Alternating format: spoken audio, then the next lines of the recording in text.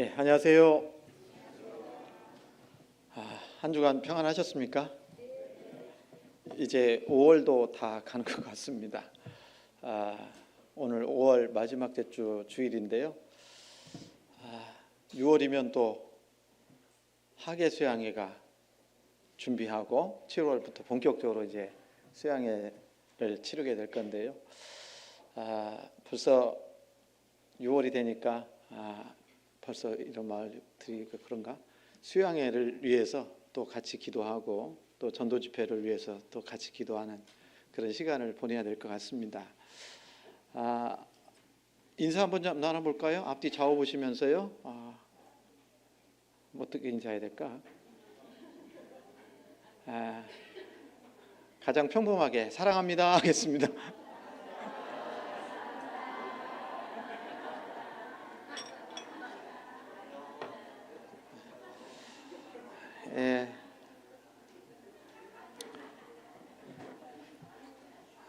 웃음소리가 참 좋습니다. 기도하겠습니다. 거룩하시고 자비로우신 살아계신 하나님, 참으로 감사합니다. 죄로 인해 영원한 지옥에 갈 수밖에 없는 저희들을 주님의 크신 사랑으로 또 불쌍히 여겨주시는 그 사랑으로 우리가 받아야 될 저주와 심판을 예수님께서 친히 이 땅에 오셔서 우리 대신 십자가에서 피 흘려 돌아가심으로 우리의 모든 죄를 영원히 용서해 주시고 값없이 구원해 주시는 은혜 참으로 감사합니다. 구원해 주시고 또 주님의 몸된 교회 안에서 함께 교제할 수 있도록 은혜 더해 주신 주님 더욱 감사합니다. 이곳에 몸된 교회를 세워주시고 또 복음을 전할 수 있도록 은혜 허락해 주신 주님, 우리 경주교회를 통해서 이 지역에 아직까지 구원받지 못한 많은 잃어진 영혼들 구원받을 수 있도록 귀하게 사용해 주시기를 원합니다. 이를 위해 우리 모든 형제자매님들 한마음으로 기도하고 또 저희들이 할 수 있는 수고와 헌신과 희생을 통해서 하나님의 구원의 열매가 풍성하게 맺혀질 수 있도록 인도해 주시고 우리 모두를 귀하게 사용해 주시기를 더욱 원합니다. 또 모든 형편과 사정을 아시는 하나님, 우리 형제 자매님들 여러 가지 시험과 고난과 핍박 속에 있는 분들 일일이 주님께서 합당한 은혜로 채워주셔서 또 도와주셔서 그 모든 어려움들을 잘 이겨낼 수 있도록 허락해 주시고 또 육신의 질병으로 고통받고 있는 형제 자매님들도 건강 더욱 온전히 회복시켜 주셔서 남은 생에도 건강한 몸으로 주님과 복음 안에서 귀하게 살아갈 수 있도록 인도해 주시기를 간절히 바라고 원합니다. 주님께서 더욱더 은혜와 사랑으로 축복해 주셔서 우리 형제 자매님들을 통해서 주님의 놀라운 은혜와 사랑과 능력이 온전히 나타날 수 있도록 허락해 주시기를 다시 한번 간구합니다. 또 오늘도 귀한 주님 말씀 앞에 나올 수 있도록 허락해 주신 것 또한 감사합니다. 전해지는 말씀을 통해서 마땅히 우리가 어떻게 행해야 될지를 더욱 알 수 있도록 도와주시고 또 이 말씀대로 순종하는 삶을 살아가는 가운데 하나님께서 우리에게 주시고자 하는 그 귀한 축복된 삶을 살 수 있도록 인도해 주시기를 원합니다. 지혜와 총명을 허락해 주셔서 하나님의 뜻을 더욱 밝히 알 수 있도록 역사해 주시옵소서. 말씀을 전하는 부족한 입술 가운데에도 주 성령께서 친히 도와주셔서 하나님의 말씀을 담대하게 증거할 수 있도록 역사해 주시옵소서. 부득이한 사정으로 오늘 함께하지 못한 우리 형제 자매님들도 어떤 형편에 있든지 또 어느 곳에 계시든지 항상 주님께서 지켜주시고 있는 처소에서도 주님을 기쁘게 해드리는 귀한 삶을 살 수 있도록 허락해 주시옵소서. 다음에는 모두가 함께 말씀 안에서 교제 나눌 수 있도록 인도해 주시길 원합니다. 저희를 사랑하시는 예수님 이름으로 기도드렸습니다. 아멘. 같이 성경 사무엘상 7장입니다.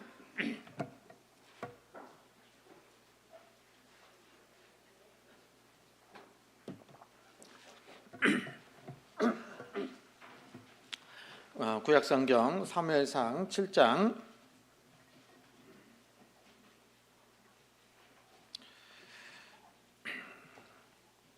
5절부터 보겠습니다. 사무엘상 7장 5절부터 구약성경 417페이지입니다.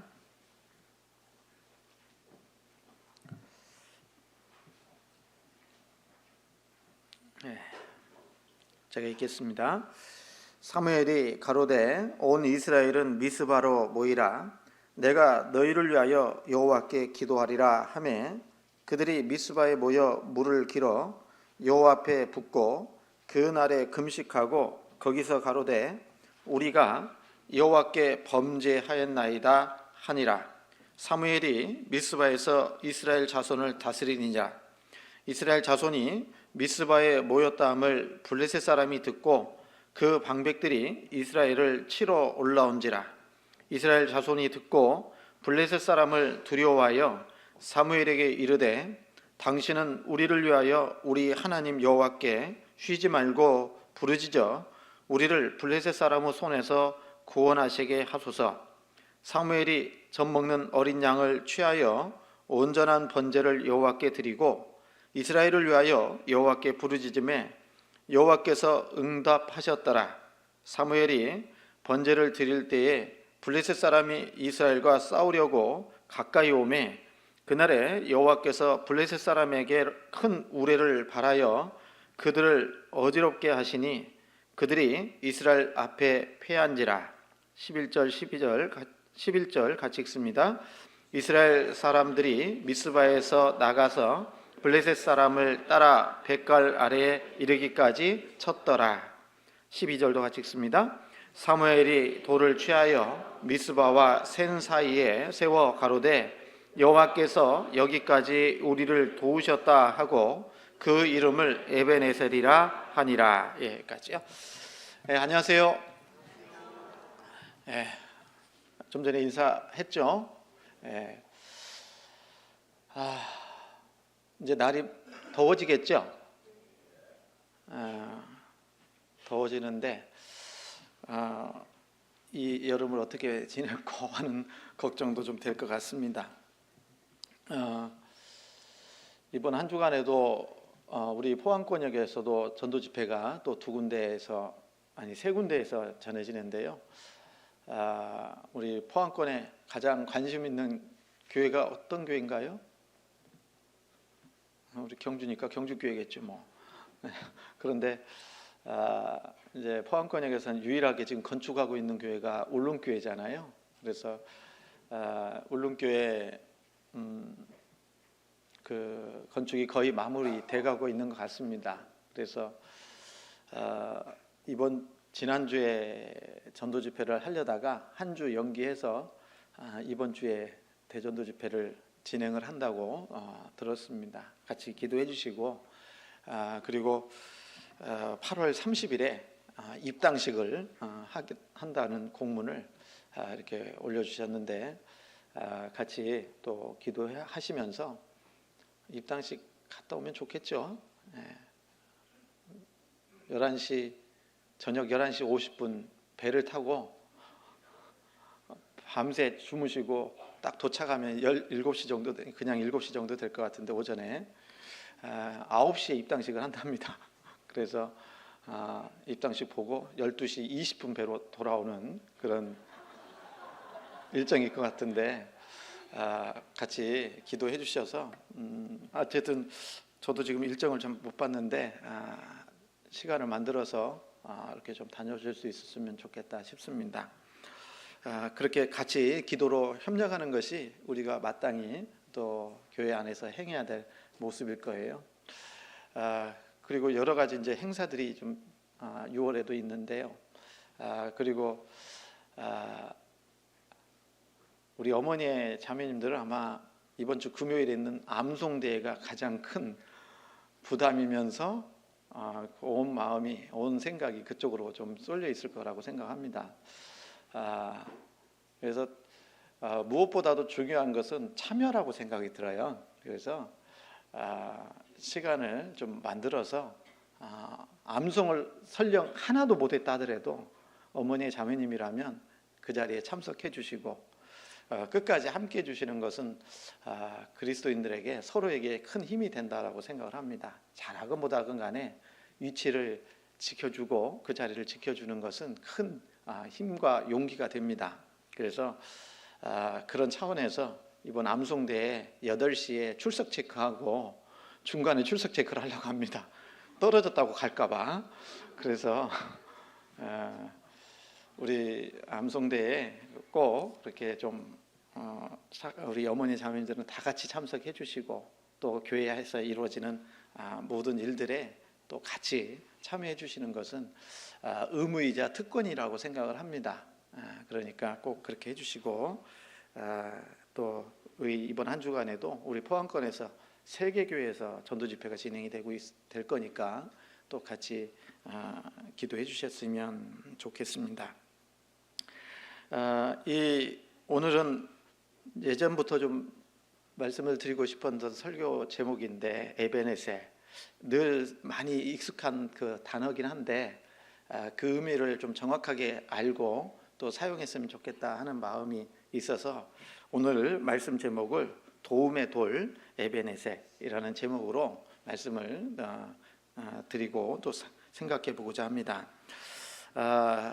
이 사무엘상에 보면은 이제 1장에서는 한나의 기도가 나오고 그리고 또 이제 그때 당시에 제사장은 엘리 제사장이잖아요. 그래서 그 엘리 제사장이 사역을 했던 그 시대에 하나님의 임재의 상징이라고 하는 하나님의 언약궤가 있었잖아요, 실로에. 그런데 그 4장부터 쭉 보면은 이제 하나님의 언약궤와 관련된 말씀이 4장부터 7장까지 말씀해주고 계십니다. 하나님의 언약궤가 하나님이라는 건 아닙니다. 하나님의 임재의 상징물로서 쓰여진 겁니다. 그래서 이 4장에서는 하나님 앞에 이제 마치 이스라엘 백성들은 블레셋과의 전투에서 이 언약궤만 오면 승리할 거라고 생각을 했지만 그러나 하나님의 언약궤가 왔음에도 불구하고 하나님의 언약궤가 블레셋에게 빼앗기는 그런 내용이 4장에서 말씀해주고 계시고 그리고 이 블레셋 사람들이 하나님의 언약궤를 가지고 가가지고 다곤의 신당 안에다가 보관을 했는데요. 그런데 하나님께서 이 다곤 신상을 무너뜨리는 그런 역사가 이 사무엘상 5장에 기록되어 있습니다. 그래서 그 내용을 통해서 우상은 아무것도 아니고 오직 하나님만이 참된 신이라는 것을 우리에게 가르쳐주고 있죠. 그리고 이제 6장에서는 그 하나님께서 블레셋에게 많은 재앙을 내리니까 도저히 안 되겠다 싶어가지고 이 빼앗겼던 그 언약궤를 다시 블레셋 사람들이 이스라엘로 돌려보내는 내용이 이제 6장에 나와 있습니다. 그래서 이 하나님의 언약궤가 돌아올 때에 지난 시간에 우리가 배운 것처럼 이것이 우연인지 그 블레셋에 내려진 그 재앙들이 우연인지 아니면 하나님의 역사인지를 알기 위해서 돌려보내긴 하는데 어떻게 했어요? 새 수레에다가 실어가지고 젖나는 암소 2마리에 메워서 돌려보내죠. 그래서 이 젖나는 암소 2마리는 이제 멍에를 메워보지 않았지만 이 언약궤가 돌아오는 그 과정 속에서 처음으로 멍에를 메고 그리고 이제 본성을 이기고 똑바로 이 베세메스로 돌아오는 그 내용을 우리가 생각해 봤어요. 그리고 이 내용, 이 암소는 하나님께 쓰여지는 구원받은 그리스도인들, 주님의 일꾼들을 설명한다라고 말씀드렸고 그 지난 시간에는 그래서 암소를 통해서 이 소를 통해서 그리스도인의 일꾼으로서 어떻게 살아야 될지를 이제 교훈받는 시간을 가졌습니다. 기억나시죠? 그리고 오늘은 이 7장에서는 이스라엘 백성들이 이제 진정한 회개를 하게 되고 그런 가운데 신앙이 부흥이 이루어지게 됩니다. 그래서 신앙의 부흥이 이루어지니까 하나님의 도우심으로 블레셋과의 싸움에서 승리하게 되는 내용이 이 7장에 나와 있습니다. 그러는 가운데 기념비를 딱 세웠는데 그 기념비 이름이 에베네셀이다 이렇게 말씀하고 있어요. 그래서 오늘 이 에베네셀과 관련해서 좀 말씀을 드리려고 합니다. 우선은 사무엘상 6장 한번 보시면요, 19절부터 보시겠습니다.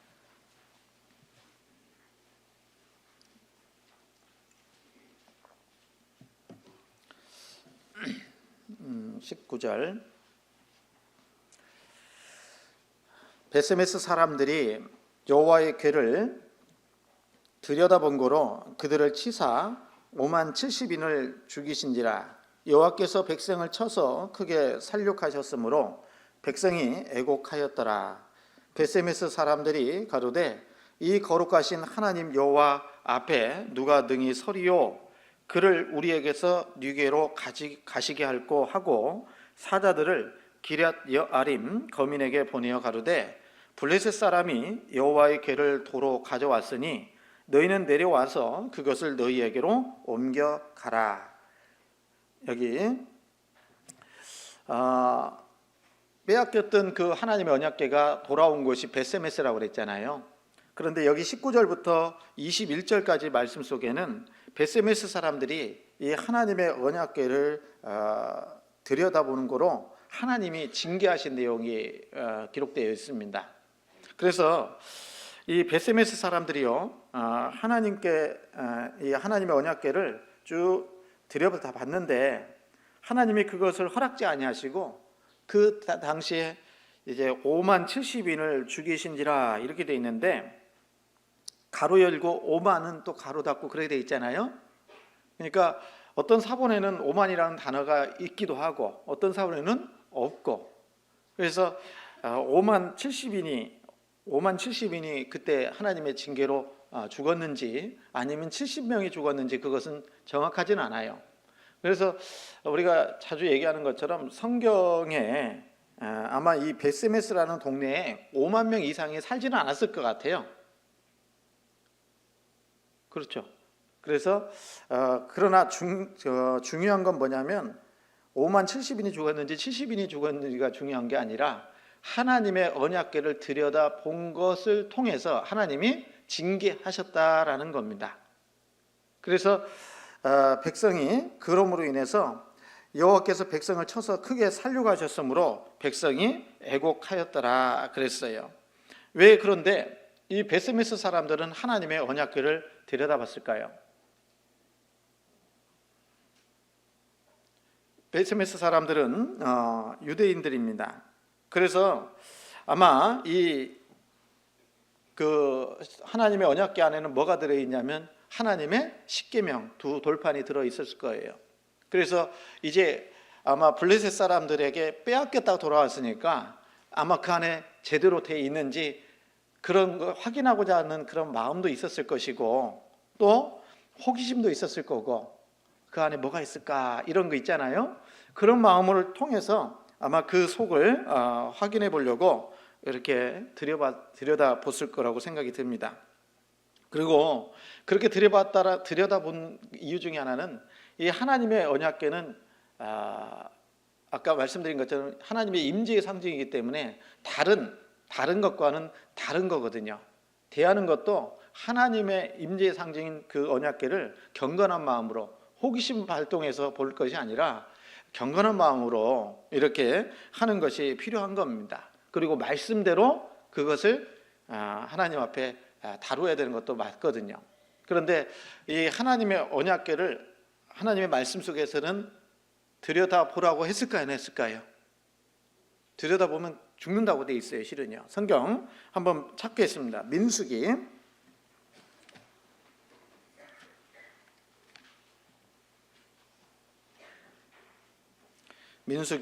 4장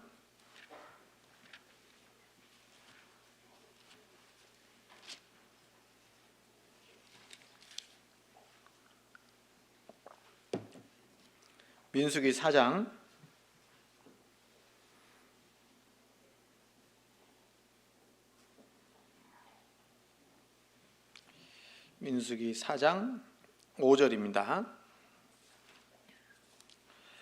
5절에 행진할 때에 아론과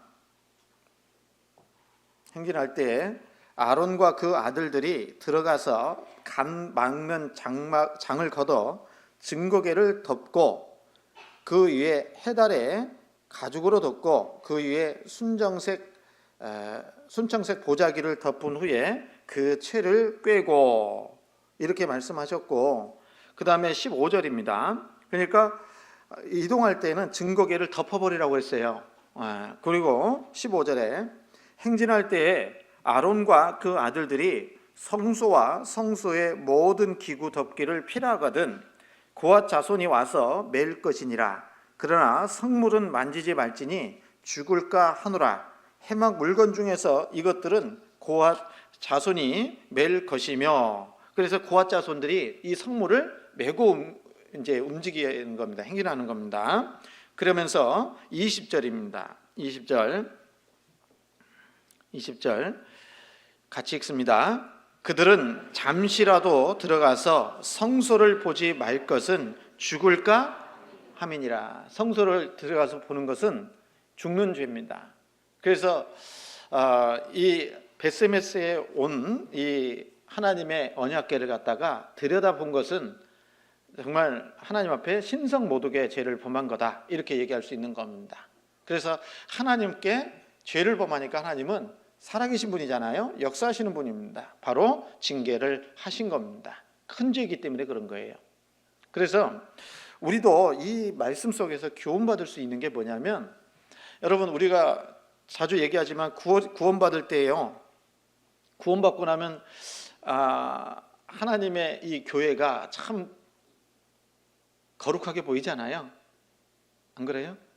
또 교제도, 그리고 교회도, 그리고 형제자매님들에 대해서도 쉽게, 정말 그런 표현 많이 쓰는데, 구원받고 나면 먼저 구원받은 형제자매들은 천사처럼 정말 귀하게 보이고 그렇지 않습니까? 그런데 시간이 지나가면은요, 마음이 둔해질 수가 있다라는 겁니다. 그래서 하나님이 역사하는 교회에 대해서도 마음이 둔해질 수 있고, 형제 자매들의 모습을 통해서도 판단하고 비판하는 그런 모습을 가질 수가 있다라는 겁니다. 그래서 이 베스메스 사람들은 이 하나님의 언약궤를 하나님의 임재의 상징이라고 생각하지 않고 단순히 그냥 마음이 흐트러져 버리니까 쳐다본 거예요. 아무리 일 없는 것처럼. 그러나 하나님은 그렇게 보시지 않는다라는 겁니다. 그래서 우리 구원받은 그리스도인들도요, 항상 하나님 앞에 교회에 대해서도 그렇고 성도들에 대해서도 그렇고 정말 귀하고 거룩하게 생각하고 정말 살아야 될 거라고 생각이 듭니다. 그리고 성경에 이런 말씀이 있죠. 빌립보서 2장입니다.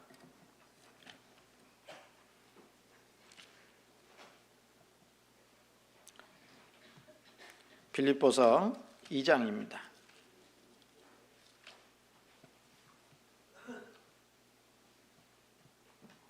3절에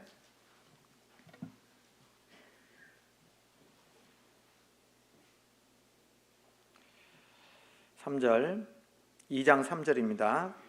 아무 일에든지 다툼이나 허용을 하지 말고 오직 겸손한 마음으로 각각 자기보다 남을 낮게 여기고, 그랬죠? 그래서 우리가 신앙생활을 좀 오래 하다 보면은 교회에 대해서, 성도에 대해서, 하나님 말씀에 대해서도 경홀하게 가볍게 생각할 수가 있다라는 겁니다. 우리도 그럴 수 있다라는 거예요. 그래서 우리 구원받은 그리스도인들이 정말 구원받았을 때 그 처음 마음 있잖아요. 그걸 유지하는 게 참 중요한 겁니다.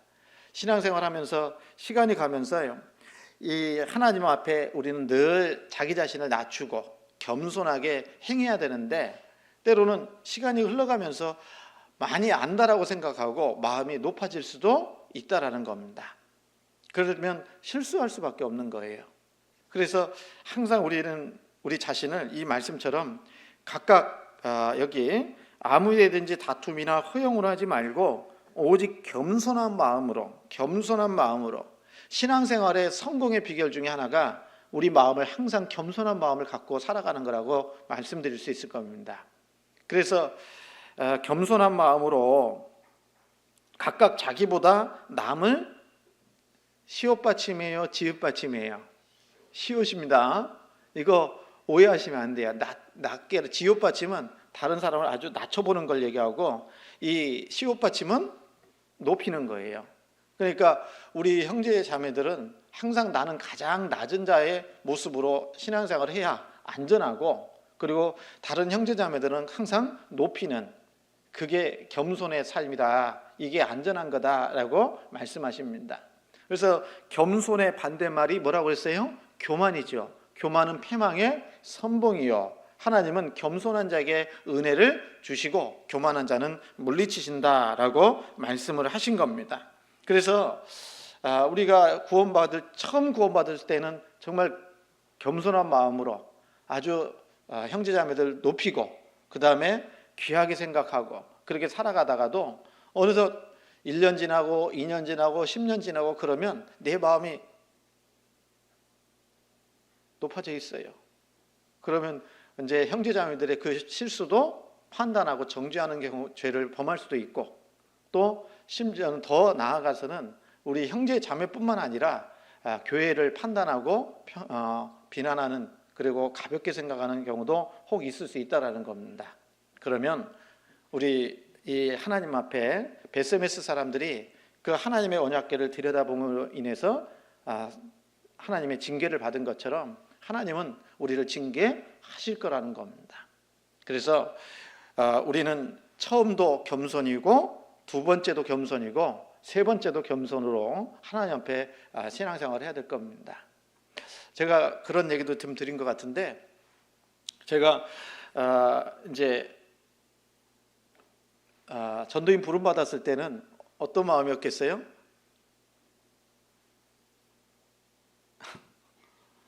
야, 쓸 사람을 쓰시는구나, 그랬을까요? 그런 교만이 어디 있겠어요? 나 같은 사람이 어떻게? 예?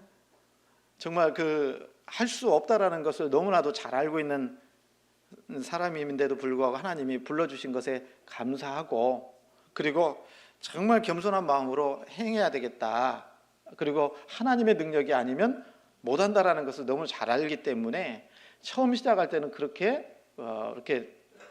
하죠.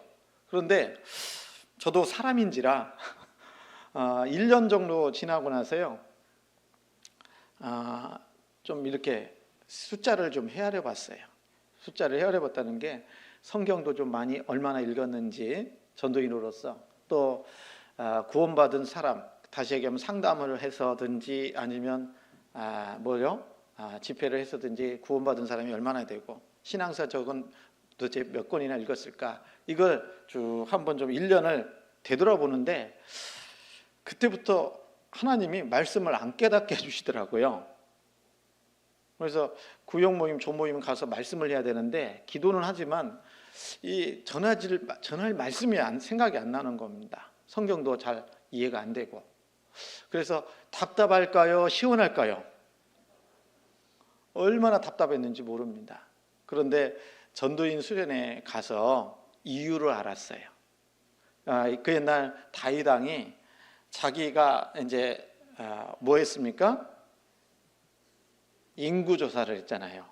인구조사를 왜 했어요? 내가 이렇게 내 능력으로 이렇게 번영을 이뤘구나 해서 숫자를 세본 겁니다. 인구조사 자체가 문제가 되는 게 아니라 다윗의 마음속에 그것이 교만한 마음을 가지고 인구조사를 했기 때문에 하나님이 재앙을 내린 겁니다. 그래서 저희가 얼마나 교만했는지 1년 딱 됐을 때 그때 알게 됐어요. 그리고 그 수련회를 통해서 알게 되니까, 아이고, 나는 아무것도 아닌데, 진짜 아무것도 아닌데, 그 삼손의 손에 들려진 그 낙이 턱뼈에 불과한 존재인데, 아니면 그 모세가 홍해를 갈 때 뭘로 갈랐어요? 지팡이로 갈랐잖아요. 지팡이로 손을 내어 밀으니까 바람이 불어서 갈라졌잖아요. 그런데 우리 각자는, 저는 이 모세의 손에 들려진 지팡이에 불과한데, 모세에게 능력이 있어요? 지팡이에게 능력이 있어요? 하나님에게 능력이 있는데, 그런데 마치 자기가 능력이 있는 것처럼 착각한 겁니다. 그게 큰 교만이었어요. 그래서 그걸 깨닫고 나니까 진짜 전도인 수련회 갔다 와서는 말씀이 좀 이제 보여지기 시작하더라고요. 전할 말씀도 생기고. 그래서 그때 한번 정말 철저하게 깨닫고 나니까 하나님 앞에서 내가 높여진다라는 것은, 높인다는 것은 정말 하지 말아야 될 가장 큰 일이구나 라는 생각을 그때 했죠. 여러분, 우리도 마찬가지입니다. 우리가 처음에 임원을 맡든 어떤 봉사를 맡든 간에 처음에는 나 같은 사람이 어떻게 해요 하는데 하다 보면 시간 지나면 되거든요.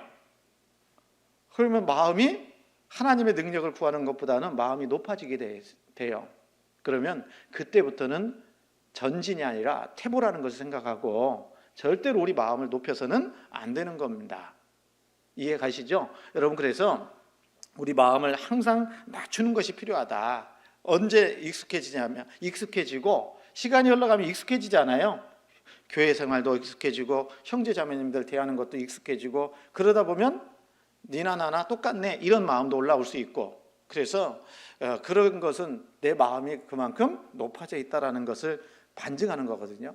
그래서 그러면 신앙의 진보가 아니라 퇴보가 된다는 것을 철저하게 알고 우리 마음을 정말 하나님 앞에 낮추는 것이 필요하다라는 겁니다. 그래서 이 베세메스 사람들은 하나님의 언약궤에 대한 뭐라고 할까요? 조심성 있는 그 마음도 사라질 거예요. 그래서 들여다보니까 하나님이 징계하신 거예요. 그래서 징계하니까 이 베세메스 사람들이요, 많은 사람들이 죽으니까 이 하나님의 언약궤를 자기 곳에 둘 수가 없었던 겁니다. 그래서 기럇 여아림 사람들에게 사람을 보내가지고 하나님의 언약궤를 가져가라고 이렇게 말을 하게 됩니다. 성경 사무엘상 6장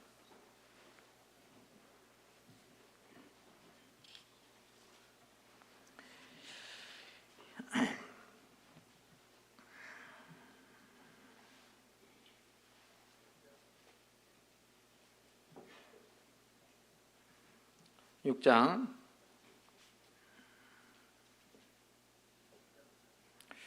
20절에 보면 베세메스 사람들이 가로되 이 거룩하신 하나님 여호와 앞에 누가 능히 서리요 그를 우리에게서 뉘게로 가시게 할꼬 하고 사자들을 기럇 여아림 거민에게 보내어 가로되 블레셋 사람이 여호와의 궤를 도로 가져왔으니 너희는 내려와서 그것을 너희에게로 옮겨 가라. 여러분, 징계 받았어요. 징계 받았죠? 그러면 돌이켜야 돼요? 안 돌이켜야 돼요? 돌이켜야 되잖아요. 그러면 여기 보면 베세메스 사람들이 가로되 이 거룩하신 하나님 여호와 앞에 누가 등이 서리요 그를 우리에게서 네게로 가시게 할꼬 했잖아요. 그러면 돌이킨 것은 당연한데, 근데 그 다음 행동이 뭐냐면 이 베세메스 사람들이 이것을 기럇 여아림 사람들에게 하나님의 법궤를 보낼 것이 아니라 더욱 하나님을 경외하는 마음으로, 겸손한 마음으로 하나님 앞에 사는 것이, 생활하는 것이 더 큰 축복이었을 겁니다. 그러지 않겠습니까? 여러분, 우리 잘 아시는 것처럼 하나님이 나와 함께 하시는 것은 복이에요, 징계예요? 복이잖아요. 그러죠? 복이 있는 거잖아요. 하나님은 복의 근원이신데, 그런데 그 복의 근원을 이제 멀리 보내는 모습이거든요.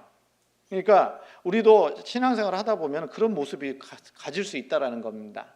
하나님이 우리가 잘못하면 징계할 수 있어요, 없어요?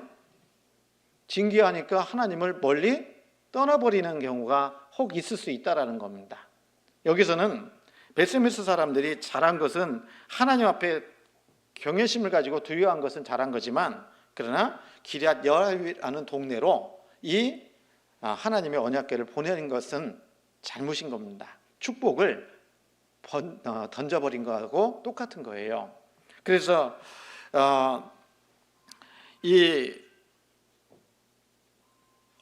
어떻게 하면은 이 그를 우리에게서 뉘게로 가시게 할꼬 하고 이렇게 할 것이 아니라 어떻게 합니까? 어떻게 하면 하나님 앞에 화목하고 하나님 앞에 겸손한 마음으로 살아감으로 인해서 어떻게 해야 됩니까? 은혜를 더 구해야 될까? 이것을 더 기도하는 것이 합당했다라는 겁니다. 여러분, 우리 구원받은 그리스도인들은 그런 마음으로 이렇게 살아야 될 것이 필요한 겁니다. 우리 이번 주에 이제 구역 모임이잖아요. 구역 모임 하시죠? 가정 개방하시고 그리고 식구들이 와서 기도해요, 안 해요? 하죠. 무슨 기도 하십니까? 구역 모임 장소에 가서 기도하면 무슨 기도하세요?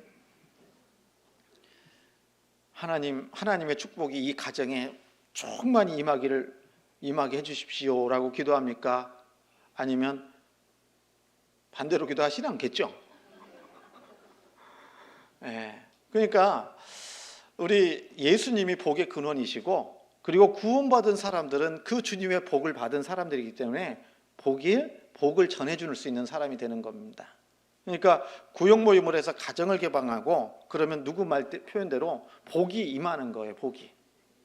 기도해 주잖아요. 축복의 기도를 해주잖아요. 그래서 가정 개방 많이 해야 될까요? 말아야 될까요? 누가 그러던데 구역 모임, 조모임 하려면 그 전날 너무 바쁘다고. 왜요? 묵은 때 다 벗겨내야 되고 청소해야 되고. 그렇죠. 물론 그렇긴 하지만 그러나 그런 부분에 의해서 가정이 한 번 더 깨끗해지잖아요. 그리고 또 우리 가정을 기도하기 위해서 오신 분들이 많이 계시니까 더 많이 하면 할수록 좋은 겁니다. 그래서 말이나 온 김에 얘기하지만 가능하면 가정에서 구역 모임 하시면 좋을 것 같아요. 집에서 조모임도 하시면 좋을 것 같습니다. 왜냐하면 어떻게 사시는지도 좀 보고 또 구체적으로 기도할 수 있는 제목도 삼을 수가 있거든요. 그래서 구역 모임이나 조모임은 가능하면 가정을 좀 개방하고 가정에서 교제할 수 있도록 그렇게 하는 것이 꼭 좋을 것 같습니다. 꼭 진수성찬을 대접하라는 얘기는 아닙니다. 라면 끓여줘도 괜찮아요. 그런데 그 교제의 장소를 개방해주고 오픈해주고 그리고 함께 기도하는 그런 모습이 필요하잖아요. 그래서 구원받은 사람은 복 있는 사람이잖아요. 맞죠? 시편 1편에 그랬잖아요. 복 있는 사람은 악인의 길을 좇지 아니하며 죄인의 길에 서지 아니하며 오만한 자의 자리에 앉지 아니하고 말씀하신 것처럼 예수님이 복이시고 그리고 우리가 구원받은 성도 한 분 한 분들이 다 복덩어리들이에요. 그렇잖아요. 그 복을 맞아들일 수 있는 기회가 이제 가정에서 모이는 그런 모습이 또 된다라는 겁니다. 그래서 우리는 하나님 앞에 징계 받았다고 해서 하나님을 멀리하면 안 됩니다. 하나님을 더욱더 가까이 해야 됩니다. 징계 받았을 때 오히려 더 하나님을 앞에 겸손한 모습으로 징계를 순위받고 돌이키는 것이 하나님이 우리에게 징계를 주시는 겁니다. 성경 히브리서 12장입니다.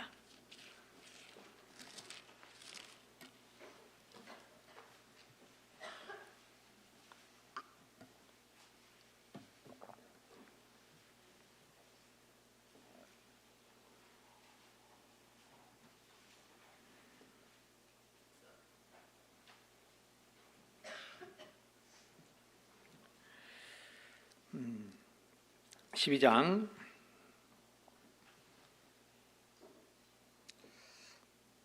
8절입니다. 징계는 다 받는 것이거늘 너희에게 없으면 사생자여 참 아들이 아니니라. 또 우리 육체의 아버지가 우리를 징계하여도 공경하였거든 하물며 모든 영의 아버지께 더욱 복종하여 살려하지 않겠느냐.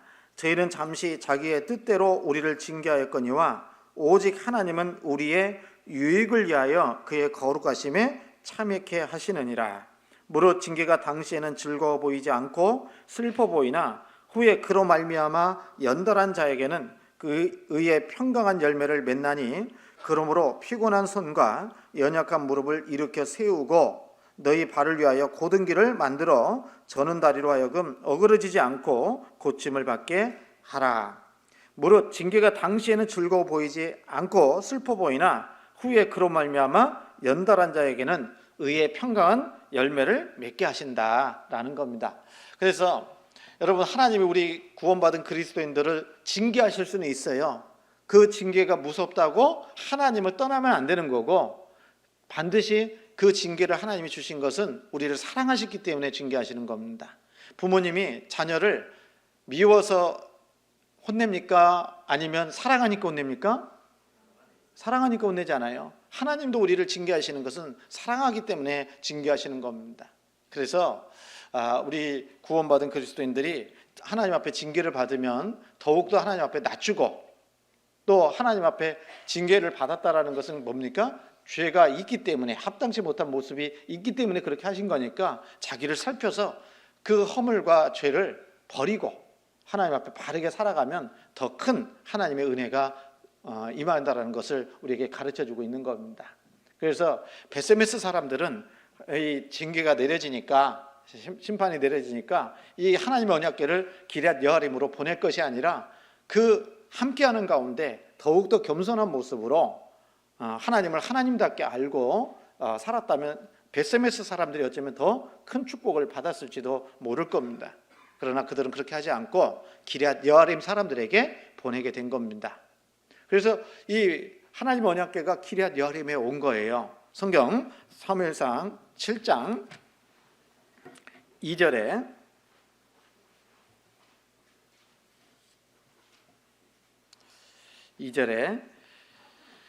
기럇 여아림 사람들이 1절입니다. 7장 1절 기럇 여아림 사람들이 와서 여호와의 궤를 옮겨 산에 사는 아비나답의 집에 들여놓고 그 아들 엘리야사를 거룩히 구별하여 여호와의 궤를 지키게 하였더니 궤가 기럇 여아림에 들어간 날부터 20년 동안을 오래 있은지라 이스라엘 온 족속이 여호와를 사모하니라. 여기 기럇 여아림 사람들이요, 하나님의 언약궤를 가져다가 어떻게 했어요? 산에 사는 아비나답의 집에 들여놓고 그 아들 엘리야사를 거룩히 구별하여 여호와의 궤를 지키게 하였다 그랬습니다. 여러분, 이 말씀을 보니까 어떻습니까? 베세메스 사람들은 그 블레셋에서 하나님의 언약궤가 들어왔을 때 누구누구 집에다가 들여놓은 게 아니잖아요. 방치한 거예요. 어떻게 보면 무슨 얘기인지 알죠? 그래서 여기 보면 그런데 이 기럇 여아림 사람들은 이 하나님의 언약궤를 갖다가 기럇 여아림에 왔을 때 아비나답의 집에 들여놓고 그 아들 엘리야사를 갖다가 세워서 거룩히 구별해서 여호와의 궤를 지키게 했다라는 겁니다. 맞죠? 그렇잖아요. 그런데 이 베세메스 사람들은요, 어떻게 보면 그 베세메스가 제사장들이 많이 사는 동네였던 것 같아요. 그래서 제사장의 성읍이었는데 불구하고 언약궤를 그냥 들판 위에다가, 돌 위에다가 그대로 방치해 두었는데, 그 기럇 여아림 사람들은 상대적으로 평민들이라고 얘기할 수 있거든요. 그런 사람들은 언약궤를 집 안으로 모셨습니다. 그리고 가장 합당한 사람을 세워서, 엘리야사이죠, 그 사람을 세워서 하나님의 언약궤, 여호와의 언약궤를 지키게 했다라는 겁니다. 너무 다르죠? 그리고 그 집에서 이 언약궤가 몇 년 동안 있었냐면 20년 동안 오래 있었다라고 말씀하십니다. 그래서 이 아비나답의 집에서 몇 년 있었을까요? 근데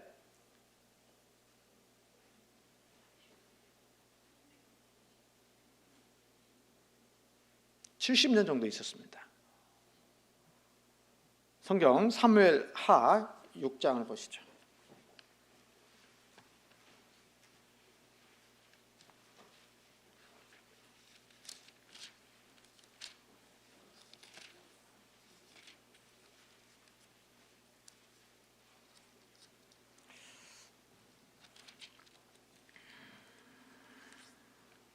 육 장 1절에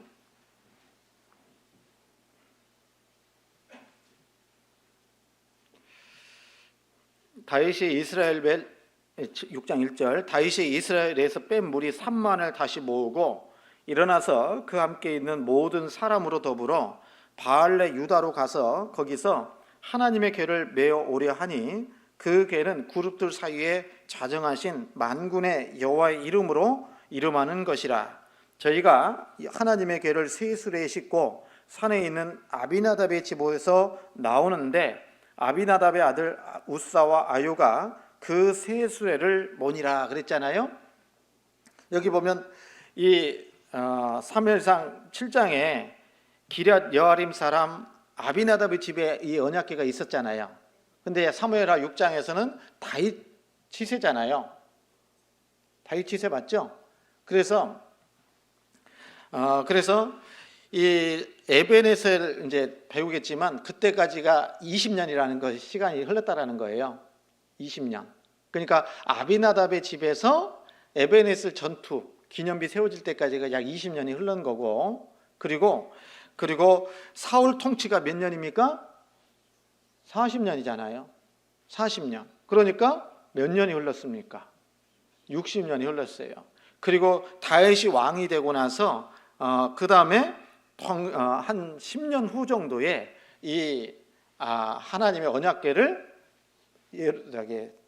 예루살렘으로 다윗성으로 옮기게 되는 사건이 아까 사무엘하 6장의 내용이거든요. 그러니까 대략 몇 년요? 70년 정도가 흘렀다라는 겁니다. 그래서 그 가운데 이제 오벳 에돔의 집에서 3개월 동안 있었잖아요. 하나님의 언약궤를 받아가지고 하나님의 축복을 받은 집안이 어떤 집안이에요? 오벳 에돔의 집이에요. 아까 사무엘하 6장 펴놓고 있죠. 여기 보면 6장 뒷부분에 보면 이제 옮기는 중에 우사가 죽고 나니까 이 다윗이 옮기는 것을 중지하고 여기 10절에 보면 여호와의 궤로 옮겨 다윗성 자기에게로 메어가기를 즐겨하지 아니하고 치우쳐 가드 사람 오벳 에돔의 집으로 메어 간지라. 여호와의 궤가 가드 사람 오벳 에돔의 집에 석 달을 있었는데 여호와께서 오벳 에돔과 그 온 집에 뭐를 주었다고요? 복을 주시니라 그랬어요. 그런데 이 오벳 에돔의 집에 석 달 동안 있었는데 그 당시에도 복을 주셨을 뿐만 아니라 우리가 이제 역대 상하 이런 성경을 읽다 보면 이 오벳 에돔의 후손들이 복을 받는 내용이 하나님께 쓰임 받는 내용이 나옵니다. 그러니까 하나님을 가까이함으로 복을 받은 모습이 이 오벳 에돔의 집에 그대로 실증처럼 나와 있어요. 그러니까 여러분 시편 우리 78편인가요? 아시죠? 여호와를 가까이함이 내게 복이라. 여러분 진짜 복 받고 싶으면 누구를 가까이 해야 될까요? 하나님을 가까이 하는 것이 복입니다. 네? 이제 대통령 선거 얼마 안 남았는데 대통령 된 사람에게 가까이 하면 복일까요? 아닐까요? 그건 복이 아닙니다. 네. 며칠 전에 저한테 물어보던데 누구 찍을까요? 누구 찍으라고 제게 뭐 얘기 못합니다. 그러나 투표는 하시는 게 기도하는 가운데 하면 좋을 것 같습니다. 그런데 여러분 사람을 가까이 하면 복이 임하는 게 아니라 여호와 하나님을 가까이 하는 사람이 복인 겁니다. 그 사람들이 하나님을 늘 가까이 하고 살아가는 사람이 본인도 잘 되지만 그 후손들도 복을 받을 수가 있는 거예요. 그래서 우리는 그 누구를 가까이 할 것이 아니라 하나님을 가까이 하는 것이 내게 복이라. 이렇게 성경은 말씀하고 있는 겁니다. 오벳 에돔의 집이 그랬던 거예요. 그래서 3개월 동안 오벳 에돔의 집에서 이 하나님의 언약궤가 있는데 복을 주셨고 그 후손들도 복을 받는 그 축복의 길을 가는 모습을 성경을 통해서 확인할 수가 있습니다. 그래서 우리는 그 어떤 것보다도 어떻게 합니까? 하나님을 가까이 하자. 기럇 여아림 사람들은 베세메스 사람들과는 달리 하나님의 언약궤가 왔을 때 아비나답의 집에 보관을 한 거예요. 보관을 한 겁니다. 그리고 그 엘리야사를 세워가지고 거룩 구별해서 어떻게 합니까? 하나님의 언약궤를 지키게 했다라는 겁니다. 그렇게 한 거예요. 그러니까 너무나도 베세메스 사람들과 이 기럇 여아림 사람들의 하나님의 언약궤를 대하는 태도가, 자세가, 마음이 다른 거잖아요. 그래서 우리는 하나님 앞에 어떤 모습으로 살아갈 때 복이 되겠냐 그런 얘기입니다. 그리고 사무엘상 7장 2절에 보면 궤가 기럇 여아림에 들어간 날부터 20년 동안을 오래 있은지라 이스라엘 온 족속이 여호와를 사모하니라 그랬죠? 20년이라는 시간이 흘러갑니다. 그때 활동했던 선지자가 누구라고요? 엘리 죽고 엘리의 두 아들도 죽었습니다. 이때 하나님의 일을 한 사람이 사무엘 선지자라는 겁니다. 20년 동안 사무엘은 하나님의 백성들에게 하나님의 말씀을 전하고 그들을 위해서 기도하고, 그러니까 사람들의 마음이 점점 이제 하나님께로 돌아오기 시작한 겁니다.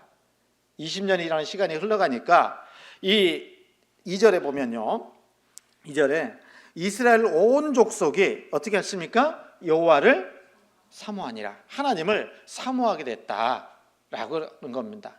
우상을 숭배했던 그들이 이제 돌아와서 어떻게 합니까? 하나님을 사모하고 하나님께 쓰임받기를 원하는 그 마음으로 변했다라는 거예요. 이해가시죠? 그 20년이라는 시간이 흘렀던 겁니다. 그들은 이스라엘 백성들의 신앙이 회복되는 데에 이렇게 많은 기간이 필요했던 겁니다. 어떻습니까? 여러분, 이 사무엘상 19절, 사무엘상 3장 한번 보시겠어요? 사무엘상 3장 19절.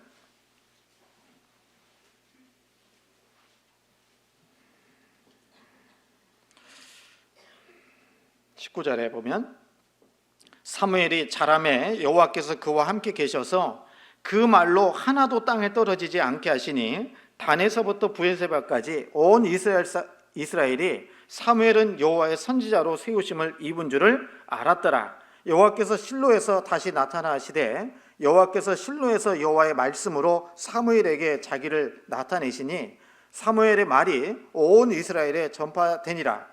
이스라엘은 나가서 블레셋 사람과 싸우려고 에베네슬 곁에 진치고 블레셋 사람은 아벡에 진쳤더니, 이 말씀이 있는데, 이때부터 3장 19절에 있는 말씀처럼 사무엘이 자라매 여호와께서 그와 함께 계셔서 그 말로 하나도 땅에 떨어지지 않게 하셨고 단에서 브엘세바까지 온 이스라엘이 사무엘은 여호와의 선지자로 세우심을 입은 줄 알았더라. 하나님의 말씀을 계속 전한 겁니다.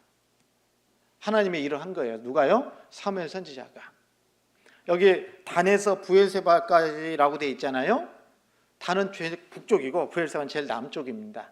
우리 한국말로 치면 어떻게요? 백두에서 한라까지, 한반도 전체를 얘기하는 거잖아요. 표현이잖아요. 그래서 단에서 브엘세바에서 단까지라는 말은 이스라엘 전체를 얘기한다, 이런 표현입니다. 그래서 하나님이 사무엘을 통해서 하나님의 말씀을 사무엘을 통해서 이스라엘 전역에 전했고, 그리고 그러므로 인해서 이제 이 사무엘이라는 선지자가 하나님께서 세우신 것을 분명하게 이스라엘 백성들도 알게 됐다. 그 사역의 기간이 몇 년이라고 했어요? 20년의 시간을 그렇게 꾸준히 사무엘은 일을 했다라는 겁니다. 그러니까 점점 이스라엘 백성들의 마음이 하나님께로 돌아오기 시작한 거예요. 그래서 7장 2절에 이스라엘 백성들의 마음이 여호와를 사모하니라, 이렇게 바뀌었다라는 겁니다. 시간이 오래 걸렸죠? 20년이라는 시간이 굉장히 긴 시간이라고 얘기할 수 있잖아요. 그러면 여러분, 그러니까 이런 걸 생각해 볼 수 있어요. 당장에 이스라엘 백성들의 마음이 하나님을 사모한 게 아니라는 거예요. 시간이 필요했던 겁니다. 돌아오기 위해서는. 그래서 점점이지 갑자기 일어나는 것은 없어요. 제가 우리 경주교회가 단번에 그냥 2배로 뻥튀기 됐으면 좋겠다. 한 100명, 우리 지금 160명, 150명 정도 되는데요. 마음 같아서는 200명, 300명, 400명 됐으면 좋겠죠. 돼요, 안 돼요? 근데 안 되더라고요. 안 돼. 하나님은 변화가 없는 것처럼 보일지라도 꾸준히 하기를 원하시는 거예요.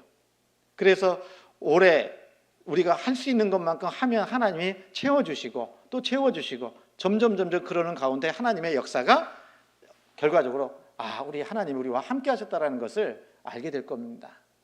죄도 마찬가지입니다. 죄도 처음부터 큰 죄를 짓는 게 아니라 작은 죄를 용납함으로 인해서 점점 돌이키지 않으니까 죄가 커지는 거예요. 그런 겁니다.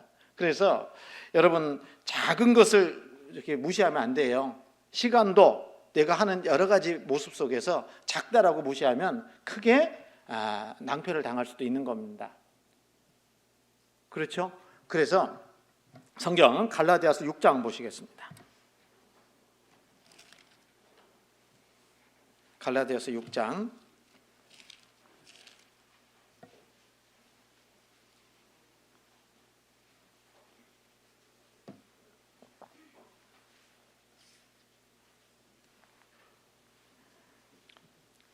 갈라디아서 6장 7절입니다. 스스로 속이지 말라. 하나님은 만홀히 여김을 받지 아니하시나니 사람이 무엇으로 심든지 그대로 거두리라. 자기의 육체를 위하여 심는 자는 육체로부터 썩어진 것을 거두고 성령을 위하여 심는 자는 성령으로부터 영생을 거두리라. 그래서 우리가 해야 되는 것이 뭡니까? 포기하지 말라. 낙심하지 마라. 9절 같이 읽습니다. 우리가 선을 행하되 낙심하지 말지니 피곤하지 아니하면 때가 이름에 거두리라. 그래서 이스라엘 백성들이 여호와를 사모하니라라는 거기까지 가기는 오랜 시간이 걸렸고 묵묵히 사무엘 선지자 하나님의 역사를 이루어가는 가운데 이스라엘 백성들의 마음이 조금씩 하나님께로 돌아왔다라는 겁니다. 우리의 삶 가운데서도 마찬가지입니다. 급격한 변화는 없을 거예요. 조금씩 하루하루를 매일매일 성실하게 내게 맡겨진 일을 잘하고, 그렇죠? 여러분 성경 일독 하시고 계시죠? 연초에 딱 계획 세웠어요. 한 작심 3일이라고 3일 만에 끝나버렸어요. 그러다가 연말 되어오니까 해보려고 하면 될까요? 안 될까요? 안 돼요. 그래서 작은 것 같지만 하루에 그것을 꾸준히 하루에 몇 장? 알아서 그런 목표를 세웠다면 꾸준히 하면 그건 이루어지게 돼 있는 겁니다. 갑작스럽게 하려고 하면 안 되는 겁니다. 그래서 이 이스라엘 백성들이 하나님께로 돌아오기까지 하나님 여호와를 사모하는 마음이 되기까지는 사무엘의 꾸준한 묵묵히 그런 하나님의 일을 행했기 때문에 가능했던 겁니다. 우리도 마찬가지입니다. 우리도 구원받고 신앙생활하는 가운데 정말 갑작스럽게 확 성장했으면 좋겠는데 그것도 아니잖아요. 어제 모습 같고 오늘 모습 비슷한 것 같고 1년 지나도 똑같은 것 같은데 그렇지 않다라는 겁니다. 거기에서 실망하고 낭망하지 말고 정말 내게 있는 그 자리를 꾸준히 지키고, 그렇죠? 내게 맡겨진 일도 잘 감당하는 가운데 하나님의 역사를 경험할 수 있는 겁니다. 그래서 이 이스라엘 백성들은 정말 이 점점 말씀 앞에 있다 보니까 사무엘이 하나님의 말씀을 전하니까 하나님께로 돌아올 수 있었다라는 겁니다. 예. 그래서 사무엘상 7장 다시 넘어갈게요. 이제 그러다 보니까 이제 그 마음이 먼저 여호와를 사모하는 마음이 됐잖아요. 그래서 3절부터 9절까지는 이스라엘 백성들이 신앙이 부흥되는 그 과정이 말씀에 나와 있는 겁니다. 그래서 이스라엘 백성들의 그 신앙 부흥의 과정을 한번 쭉 제가 9절까지 한번 읽겠습니다. 사무엘이 7장 3절입니다. 사무엘이 이스라엘 온 족속에게 일러 가로되 너희가 전심으로 여호와께 돌아오려거든 이방 신들과 아스다롯을 너희 중에서 제하고 너희 마음을 여호와께로 향하여 그만 섬기라. 너희를 블레셋 사람의 손에서 건져내시리라. 이에 이스라엘 자손이 바알들과 아스다롯을 제하고 여호와만 섬기니라. 사무엘이 가로되 온 이스라엘은 미스바로 모이라. 내가 너희를 위하여 여호와께 기도하리라 하매 그들이 미스바에 모여 물을 길어 여호와 앞에 붓고 그 날에 금식하고 거기서 가로되 우리가 여호와께 범죄하였나이다 하니라. 사무엘이 미스바에서 이스라엘 자손을 다스리니라. 이스라엘 자손이 미스바에 모였다 함을 블레셋 사람이 듣고 그 방백들이 이스라엘을 치러 올라온지라. 이스라엘 자손이 듣고 블레셋 사람을 두려워하여 사무엘에게 이르되 당신은 우리를 위하여 우리 하나님 여호와께 쉬지 말고 부르짖어 우리를 블레셋 사람의 손에서 구원하시게 하소서. 사무엘이 젖 먹는 어린 양을 취하여 온전한 번제를 여호와께 드리고 이스라엘을 위하여 여호와께 부르짖음에 여호와께서 응답하셨더라. 여기 3절에 보시면 이 신앙이 부흥이 되는 과정 속에서 사무엘이 말하는 겁니다. 사무엘이 이스라엘 온 족속에게 일러 가로되 너희가 전심으로 여호와께 돌아오려거든. 사모하는 마음에서 이제 하나님께로 돌아오려면은 이것이 전제가 돼야 된다, 이걸 말하는 겁니다. 우리도 신앙적으로 좀 침체되어 있다가 하나님께로 다시 회복돼야 될 거 아니에요. 그럴 경우도 있을 수 있거든요. 그러기 위해서는 이렇게 해야 된다라는 겁니다. 너희가 전심으로 여호와께 돌아오려거든 이방신들과 아스다롯을 너희 중에서 제하고 너희 마음을 여호와께로 향하여 그만 섬기라 그랬잖아요. 첫 번째가 뭡니까? 첫 번째가 돌아오려거든 이방신들과 아스다롯을 너희 중에서 어떻게 하라고요? 제하라 그랬어요. 제하라. 우상을 없애야 된다라는 겁니다. 우상을. 그래서 여기 말씀 가운데 이방신들과 아스다롯이라고 그랬잖아요. 그러면 이방신들이 뭘까요? 이방신들 하면은 이제 문자적으로는 보면 알지 못하는 신들 이렇게 돼 있다고 합니다. 그런데 4절에 보면 뭘 제했냐면 바알들과 그렇게 돼 있잖아요. 그러니까 이스라엘 백성들이 여전히 우상을 숭배하고 있었던 것 같아요. 어떤 신이요? 바알신을 섬겼던 것 같아요. 바알신. 이 바알신은 가나안 족속들이 최고의 이 남자신입니다. 남신. 그리고 이 아스다롯은 최고의 여신입니다. 그러니까 남자신 바알과 여자신 아스다롯을 섬겼던 거예요. 그걸 없애라는 겁니다. 신앙이 회복되기 위해서는 그것이 전제가 되어야 된다는 겁니다. 그래서 바알은 농경신이고 풍요의 신이라고 말했고요. 아스다롯은 여신인데 그 이방 가나안 족속들이 섬겼던 그 우상들은 아주 음란한 신들입니다. 그것을 제해야 된다라는 겁니다. 그래서 하나님께 돌아가기 위해서 필요한 것이 뭐예요? 여기 회개입니다. 이방신들과 아스다롯을 너희 중에서 제하고 너희 마음을 여호와께로 향하여 그만 섬기라 그랬습니다. 여러분, 하나님께 돌아오려면 진짜 회개가 필요한 겁니다. 참된 회개가 필요한 거예요. 감추어서는 안 되는 겁니다. 이방 우상을 어떻게 하라고요? 제하라고, 완전히 없애라는 겁니다. 여러분, 혹시 우리 마음 가운데 우상은 없습니까? 잘 아시는 것처럼 우리 경주에 불국사도 있지만 불국사 대웅전에 가보니까 있어요, 없어요? 최근에 이제 우리 오전 집회할 때 잠깐 또 가서 보니까 이러고 있더라고요. 이러고 있던가 뭐 이렇게 했던가 뭐 돈 내라고. 근데 그것이 우상일 수도 있지만요. 그러나 우리 구원받은 그리스도인데 거기 와서 절하지는 않을 거 아니에요. 근데 우상을 가질 수 있다라는 거예요. 고린도서 3장 5절에 보면 탐심은 우상 숭배니라 그랬잖아요. 하나님보다 더 귀하게 생각하고 있는 모든 것들은 다 우상이라고 성경은 말씀하십니다. 그러면 그것들을 다 하나님 앞에 없애야 되는 것이 신앙 회복의 지름길입니다.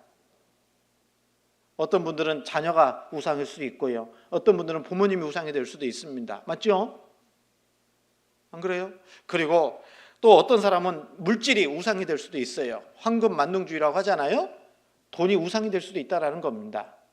그래서 그 하나님 앞에 합당치 못한 우상을 다 버려야 된다라고 말씀하는 겁니다. 그리고 또 하나님 앞에 돌아오기 위해서는요, 이 3절에 보면 이방신들과 아스다롯을 너희 중에서 제하고 너희 마음을 어디로요? 여호와께로 향하여 그만 섬기라 그랬어요. 분명한 방향이 중요한 겁니다. 어디로 방향을 잡아야 돼요?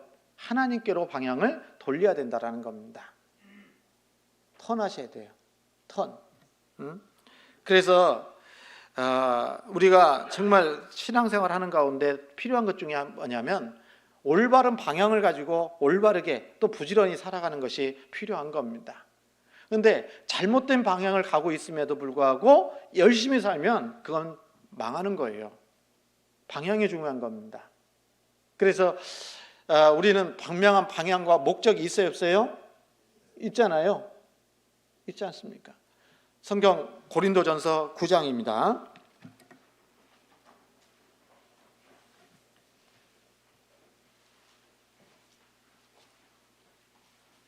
9장 26절.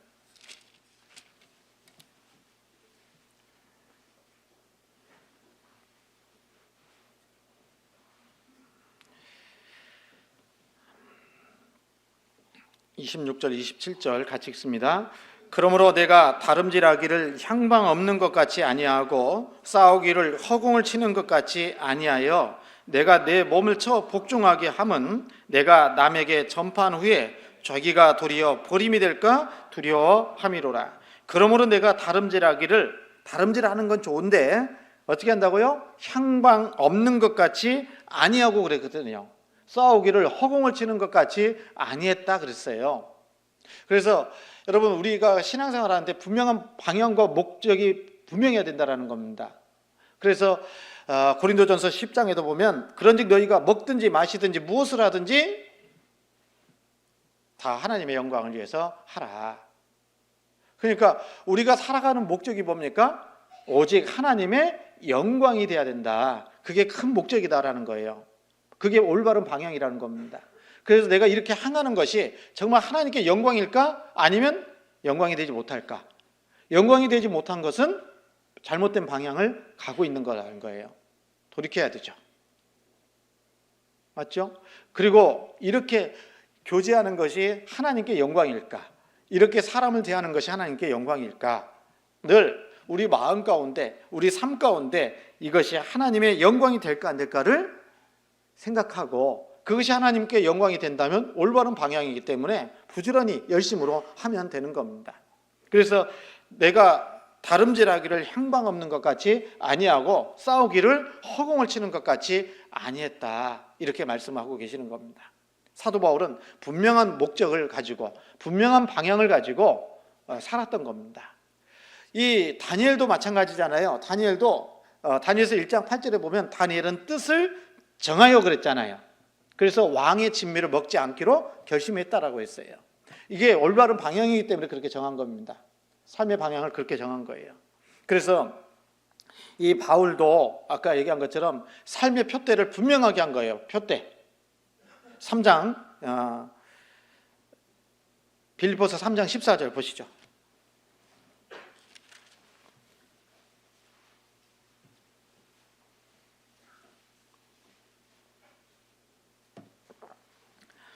빌립보서 3장 14절 같이 읽습니다. 표대를 향하여 그리스도 예수 안에서 하나님이 위에서 부르신 부름의 상을 위하여 쫓아가노라. 표대를 분명하게 세우고 그곳을 향해서 달려갔다라고 말씀합니다. 그래서 하나님께로 돌아오기 위해서는 분명한 방향이 있어야 된다. 여호와께로 향하고 전심으로 그러고 있어요.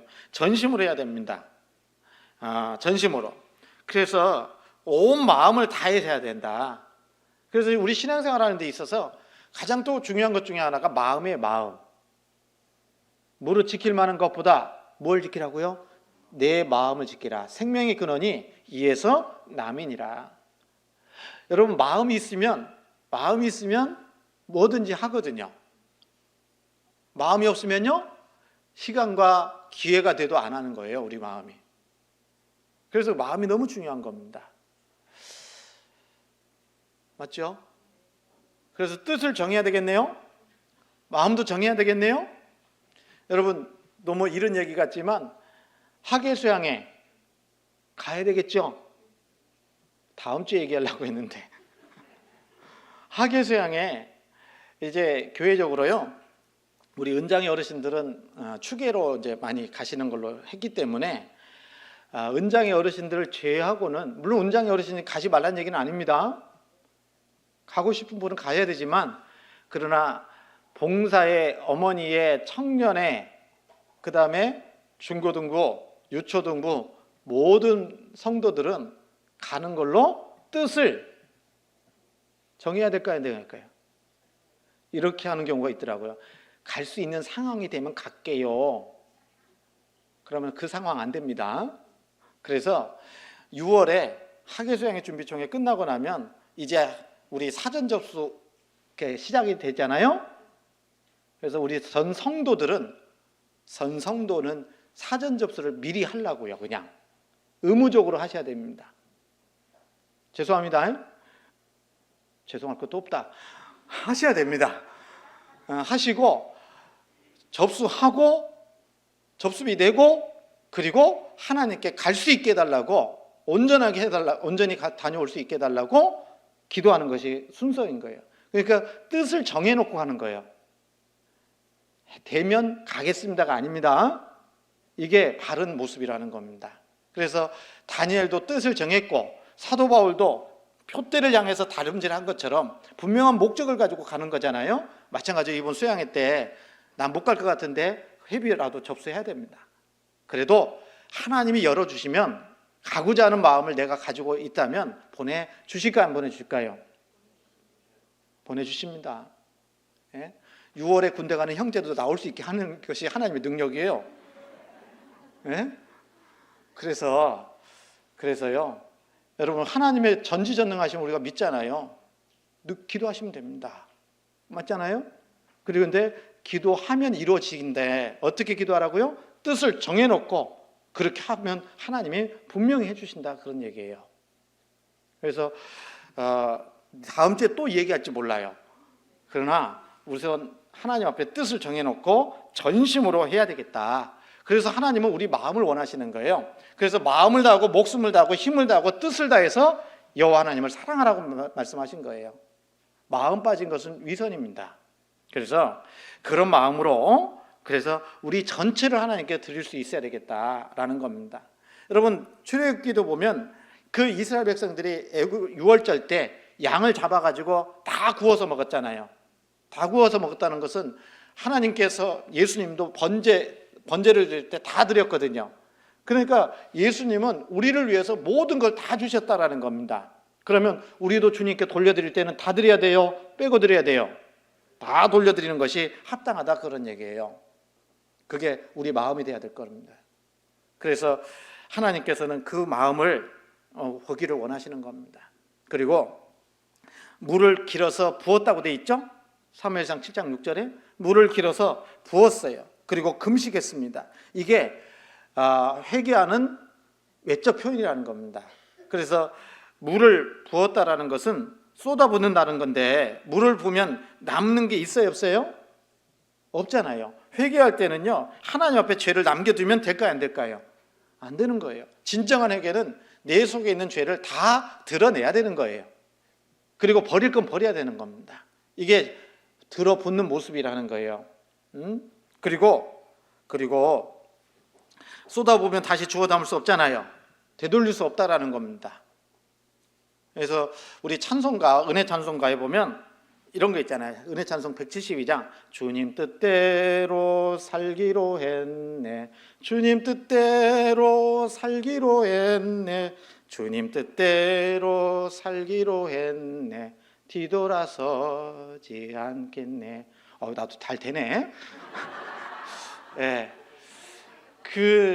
무슨 얘기입니까? 한번 회개했고 돌이킬 수 없다라는 거예요. 이스라엘 백성들이 애굽에서 나왔는데 다시 돌아갑니까? 못 돌아가잖아요. 그렇잖아요.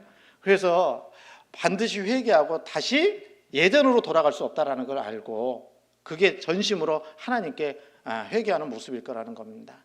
여러분, 죄를 지었으면 죄를 버렸어요. 그럼 다시 또 다른 똑같은 죄를 범하면 될까요, 안 될까요? 되면 안 돼. 그렇게 하면 안 되는 겁니다. 그래서 하나님 앞에 바른 모습으로 회개해야 된다 그랬습니다. 그래서 우리는 구원받은 그리스도인들은 뒤로 가는 게 아니라 앞으로만 전진입니다. 맞죠? 자전거 타보셨죠? 자전거는 멈춰 있으면 넘어집니다. 앞으로만 가는 거예요. 맞죠? 자전거 후진 됩니까, 안 됩니까? 비행기 후진 돼요, 안 돼요? 비행기도 후진 안 됩니다. 이렇게 가야 돼, 이렇게. 그래서 구원받은 그리스도인들은 앞으로의 전진이지 뒤로 후진은 없는 겁니다.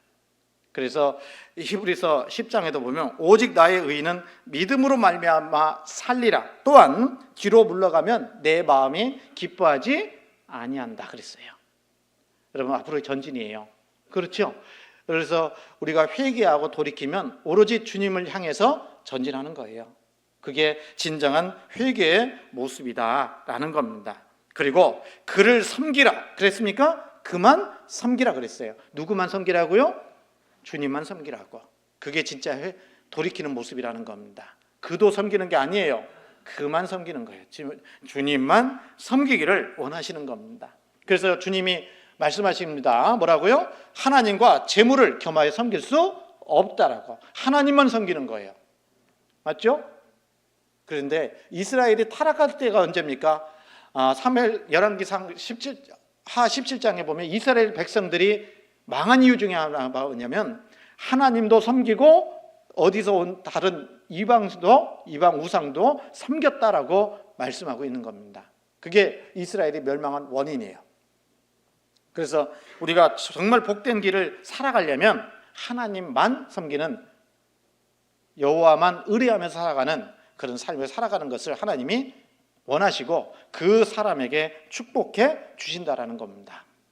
그렇지 않겠습니까? 그리고 우리가 이제 이 이스라엘 백성들이 돌이키는 가운데 모였어요. 어디서 모였습니까? 미스바라는 곳에서 모인 겁니다. 성경 사무엘상 7장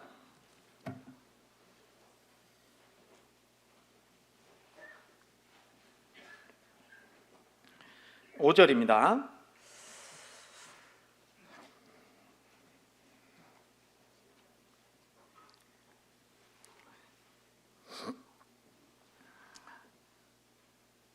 사절부터 보면요. 이에 이스라엘 자손이 바알들과 아스다롯을 제하고 여호와만 어떻게 한다고요? 섬기니라. 결과가 이렇게 된 겁니다. 이건 이제 개인적으로 끝나는 게 아니기 때문에 이렇게 말씀하셔요. 5절입니다. 5절에 사무엘이 가로되 온 이스라엘은 어디로 모이라고요? 미스바로 모이라. 내가 너희를 위하여 여호와께 기도하리라 그랬어요. 여러분, 개인적으로 돌이키는 것도 중요합니다. 그러나 또 한 가지 중요한 것이 뭡니까? 함께 하는 거예요. 모이라는 겁니다. 미스바로 모이라. 내가 너희를 위해서 기도하겠다. 여러분, 이 미스바라는 뜻이요, 미스바라는 그 이름의 지명인데 망대라는 뜻을 가지고 있습니다. 망대. 그래서 좀 높아요. 해발 780m 높은 위치에 있었다라는 겁니다. 그리고 이스라엘의 지도를 보면 이스라엘 중앙부에 좀 있었답니다. 그러니까 전 이스라엘 사람들이 미스바로 모이는 것은 용이하겠죠? 용이하죠? 예. 그래서 용이했기 하지만 그러나 780m 높은 지대니까 올라가는 것은 또 쉬워요, 안 쉬워요? 어렵죠. 예. 그래서 그럼에도 불구하고 사무엘 선지자가 너희는 미스바로 모이라 라고 말씀하신 겁니다. 공주 갈릴리 수양관이 어디에 있어요? 남한의 거의 중심부에 있네요. 네? 그러나 여러 가지 상황과 일들이 있기 때문에 또 수양에 참석하는 것이 어려울 수도 있습니다. 그러나 하나님은 함께하기를 원하셔요. 모이기를 원하시는 겁니다.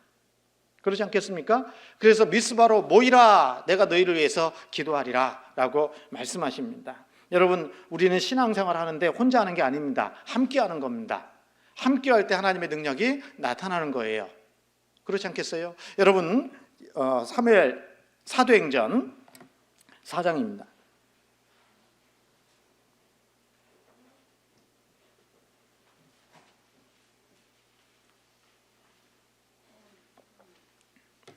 사도행전 4장 42절입니다.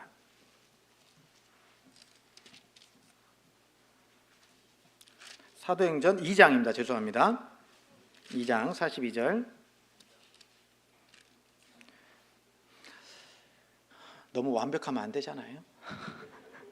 사도행전 2장 42절.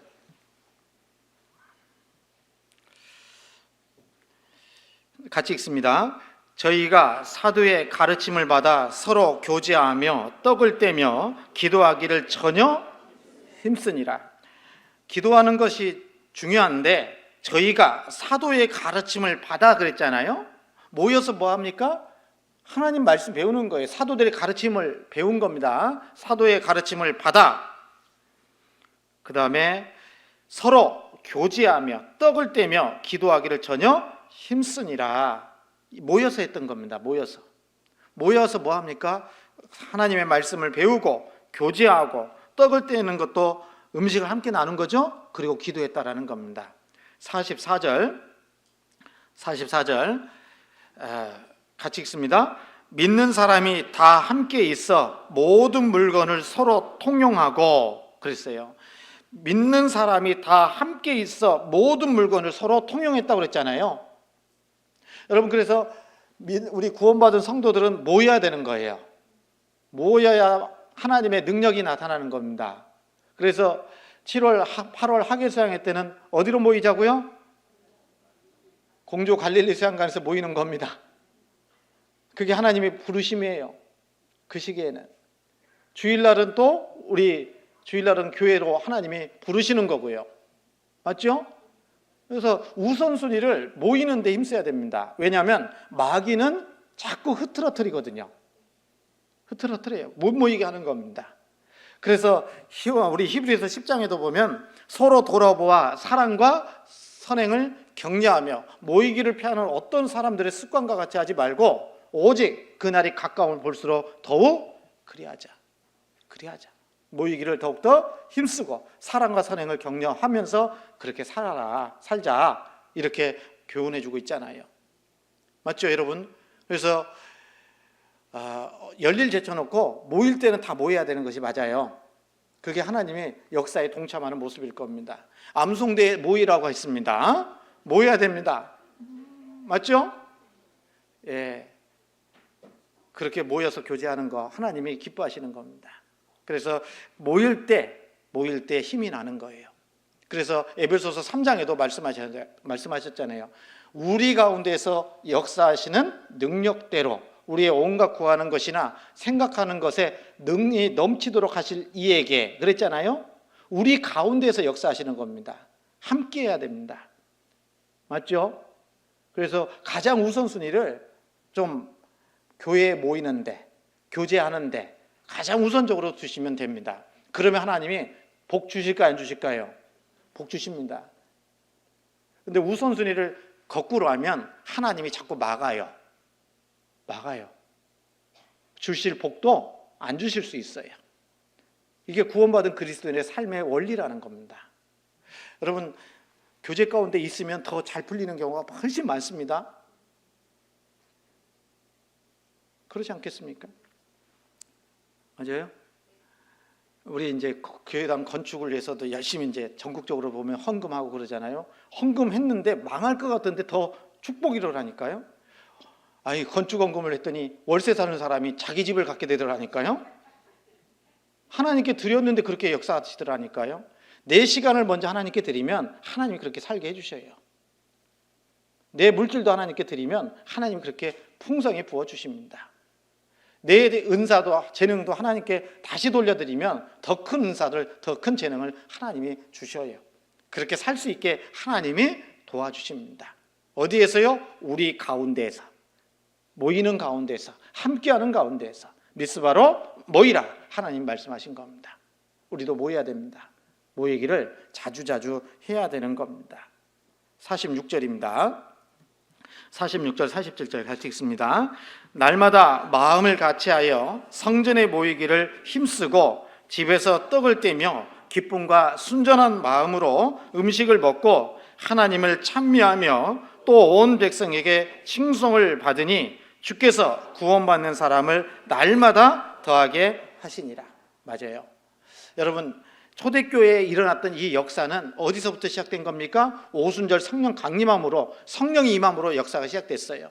그리고 먼저 구원받은 그리스도인들이 날마다 마음을 같이하여 성전에 모이기를 힘쓰고 집에서 떡을 떼며 기쁨과 순전한 마음으로 음식을 먹고 그랬죠?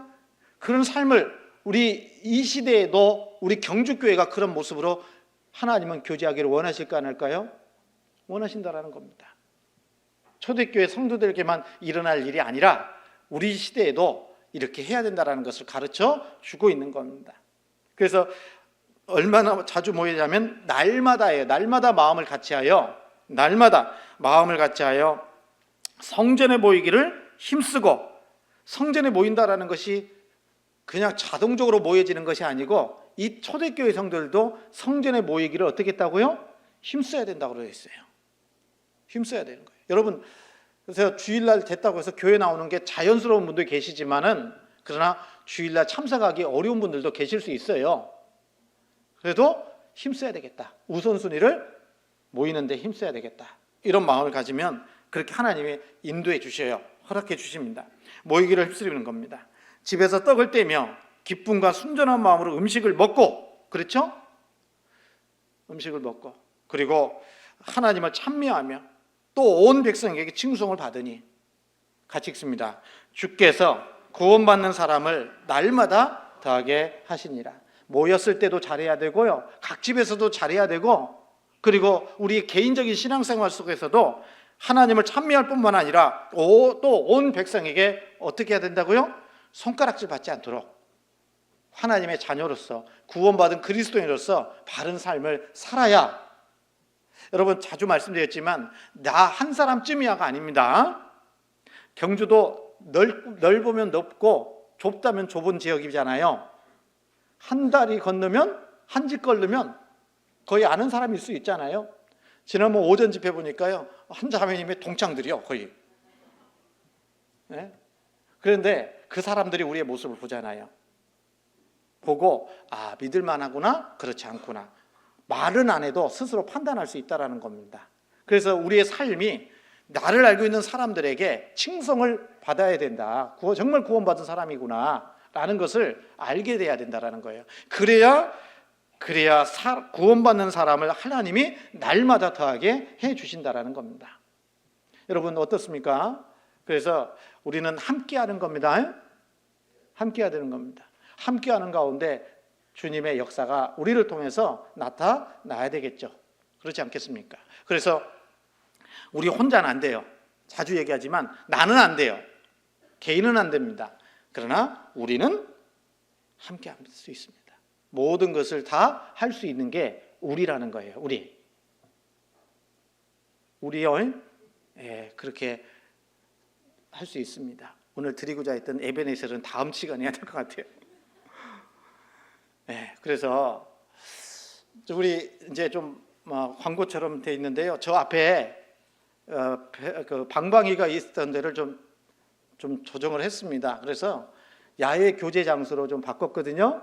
많이 이용해 주시고, 이름을 좀 공모할까 하다가 어제 봉사위원 교제 때 봉사의 실이래요, 거기가. 그래서 봉사의 실로 이름을 붙이자고 누가 그러더라고요. 근데 아직 확정은 아니지만 어쨌든 저기 야외 교제 장소를 또 좀 우리 형제님들의 수고와 희생으로 또 헌신으로 잘 만들어 놨으니까 좀 많이 활용하시고요. 밑으로는 물이 흐르고 풀벌레 소리가 들리기도 하고, 그래서 아주 좋게 이렇게 좀 마련해 놨으니까요. 거기에다 이제 또 우리 식구들 모이기를 힘쓰게 하려고 또 고기 구워 먹는 시설도 좀 해놓고, 그렇게 해서 1층에서 고기 굽고 2층에서 먹고 교제하고 이런 모습으로 좀 준비를 하고 있습니다. 그래서 많이 활용해 주세요. 그리고 많이 이용해 주셔서 저기 돈이 안 아깝게 해주셨으면 좋겠어요. 그렇게 하세요.